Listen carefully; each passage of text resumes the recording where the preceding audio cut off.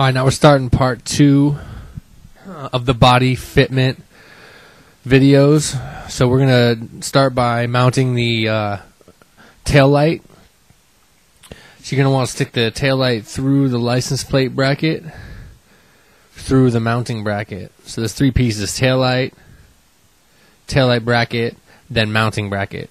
So stick all 3 together and tighten the tail light down, sandwich the 3 together, and then we're going to mount this. Depending on which state license plate you have, you may have to drill a hole in the mounting bracket itself for the license plate. Those 2 holes you may have to drill. Some of them don't line up. So here we got the whole assembly tightened together. Take a Sharpie. You're going to stick this up under the seat. And in this section, you want to get some clothespins if you can, or some clamping, something to clamp it, but nothing that's real tight. The key to the glue that we include is real important that you use. You don't clamp it. You don't clamp it all the way together. You need to leave a layer of glue. So here on this piece, you can sand it down with some 60, 80, or even 100 grit sandpaper. Clean it up, and then wipe it off with a clean rag. Don't use any solvents or any cleaners when you glue this. You want to sand it down with the sandpaper and then just wipe it off. So here what we're doing is we're sticking the taillight assembly, license plate assembly up under the tailpiece. And you want to measure here between your tire and the top of the license plate. Make sure there's at least 3 1/4 inches. With the chocks that we include in the kit, they have 2 inches of travel. We're going to guarantee it's not going to hit the license plate if you leave 3 1/4 inches of travel. You're going to get about 3 inches, and then if you leave 3 1/4, it won't rip off your license plate. If you don't measure that between the tire and the license plate, there's a good chance your tire on a big bump could hit. So anyways, here we've clipped the plate in position and checked it out, made sure it was straight and level, and marked it with a Sharpie underneath. So you see, as I'm taking it off, you can see that I marked it in position. Make sure you take your time and make sure the license plate is squared up, centered, and good left to right. See, I marked it with Sharpie inside on both sides. Now I know for later the positioning is correct. So now what we're going to do is start test fitting these panels, because we need to mount them to the seat pan. So here I have the seat and upholstery pan in position, and I'm just sticking a side cover on rough to make sure that the side cover mount is pushed out enough that there's proper room between the seat and that all the body panel gaps are going to line up correctly. So if you have your seat in position, pushed up against your tank, forward and back exactly where you need it, you want to make sure it's not rubbing against the tank. Leave yourself just a slight gap. Put your body panels up and just check them. You can check here with the side panels. You want to make sure that the gap, the rear of the side panel is like flush against the frame. So it's nice, you know, centered on the frame rail. And that there's a gap on the bottom here for the belt guard. And that there's a decent gap around the shock mount. So now you're once you feel like that there's enough room, everything seems like it's rough fitting. Make sure your seat is left to right. So what I'm doing now is, once I know the seat is left to right and front to back, I make a little mark on the bottom around the seat pan so that I have marks to put my seat back in position. Here I'm making the marks a little bit more clear, but you can see there's a corner piece. That's where my seat pan will line up eventually in the future, so I know that I'm in the exact same position every time. Alright, so the next step is we're going to mix up some, we're going to be drilling out the seat pan. These little, there's little 1/2 inch screws. There's going to be 4 of them at 1/2 inch, or excuse me, 4 of them at 5/8, and 3 of them at 1/2 inch. The 1/2 inch, the 3 1/2 inches are going to go in the back. We're going to be mounting the upholstery pan right now. So the upholstery pan here is not upholstered, and I'm going to show you in a minute why it's not upholstered. This is what we're eventually going for. See these 3 bolts here? Those are the 1/2 inch bolts with flat washers. Those are going to be sandwiching the rear of the upholstery pan against the back of the seat. So the way we accomplish this is with the rubber rivet nuts you see on the ground by my left hand. Those are the rubber rivet nuts we're going to be putting in the upholstery pan and sandwiching against the rear of the seat pan. So what I'm doing is I'm marking 3 holes. Now these don't have to be perfect. I like to do them about 2 inches up from the seat itself. So just put 1 in the center, about 2 inches down, and then 1 on each side. And you'll see in these marks where I'm going to put them. Now, this isn't a precise measurement; they just need to be in, evenly spaced. This is going to sandwich the upholstery pan against the seat. So here you can see the 3 marks I've made. We're going to drill those out with a 5/32 drill bit.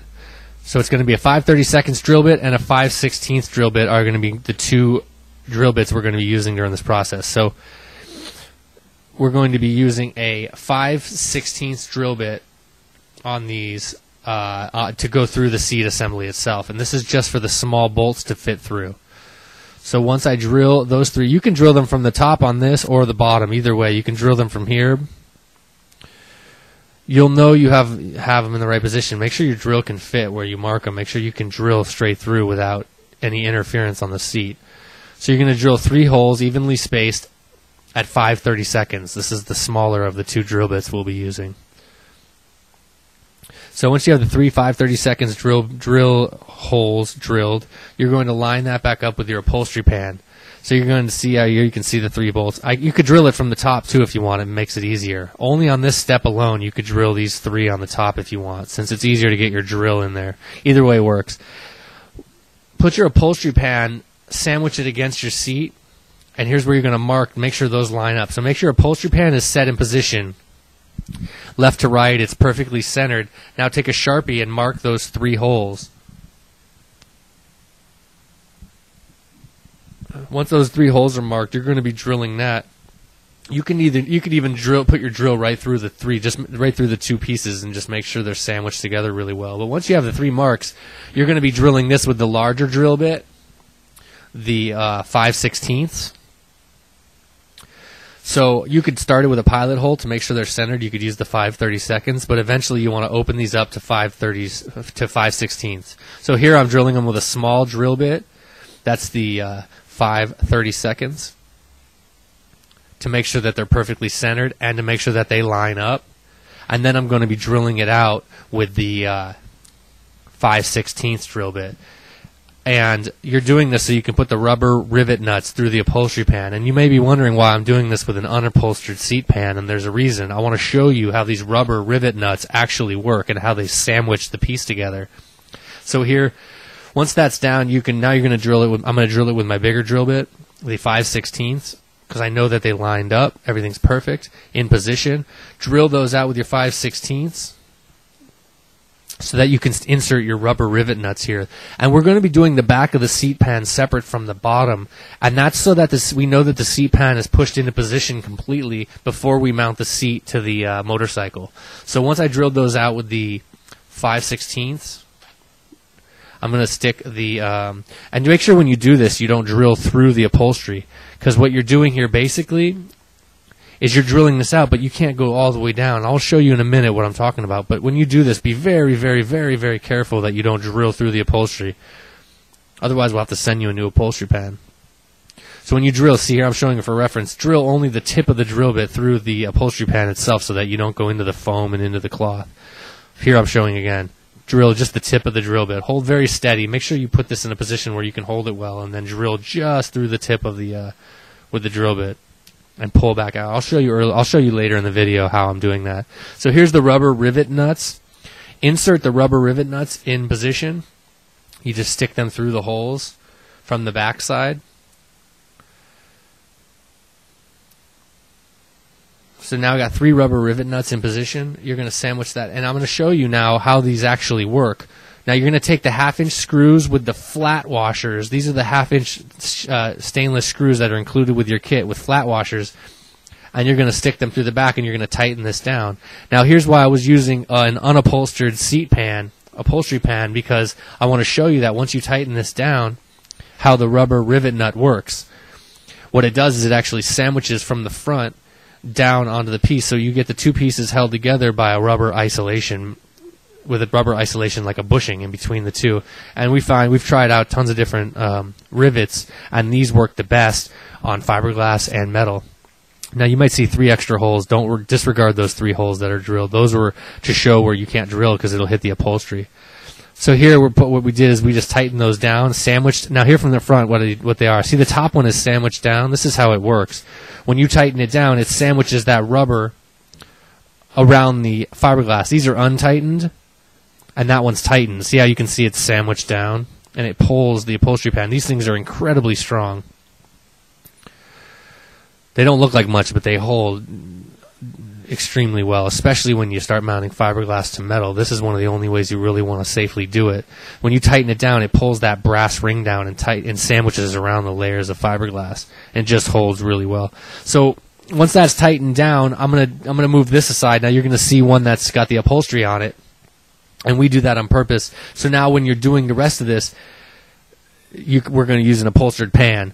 So we're going to be marking 4 holes on the upholstery pan on the bottom, and these holes are going to be used to mount to the motorcycle. So a rough measurement, you want to mark these at about 2 inches and 7 inches from the front of the pan, as shown here on the video. So you pull your tape measure, going to mark at about 2 inches and about 7 inches, and you'll have a nice, you'll be squared up for the seat pan on the motorcycle. So mark these at about 2 inches. This doesn't have to be super precise. You can center these if you want.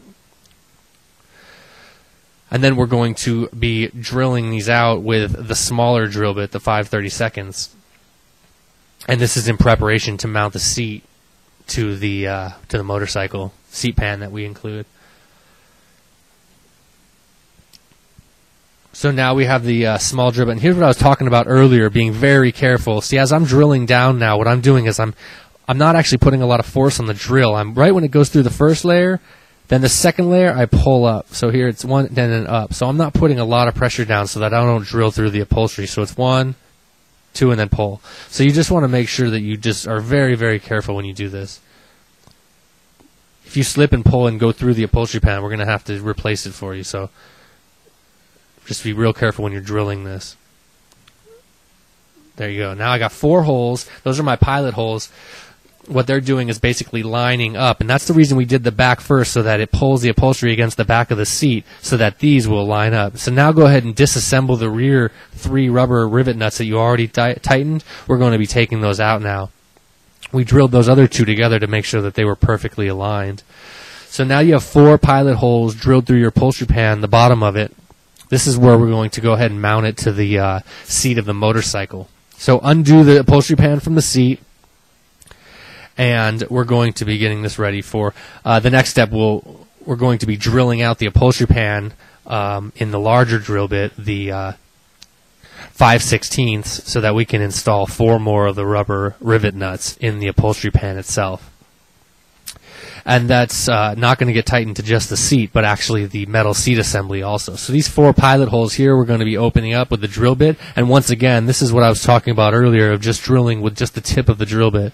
So the 5/16 bit, be very careful. It looks like I'm pushing, but I'm not pushing hard at all. Because right when the drill goes through, I want to make sure I pull up. See there, I just drilled just fairly right there, and see I pulled up. It's exactly what you want to do. Just make sure that you don't grab the upholstery underneath. So now once you clean those up, the 5/16, you got 4 holes that we're going to be inserting the 4 rivet nuts into. Go ahead and stick 4 of those rivet nuts in there. You should have 3 in the back now and 4 on the bottom. And this all has to be done in this order, and it has to be done precisely in this order. Otherwise, this whole process won't work.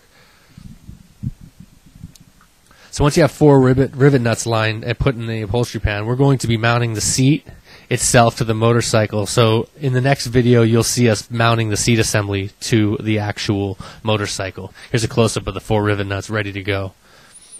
All right, stay tuned.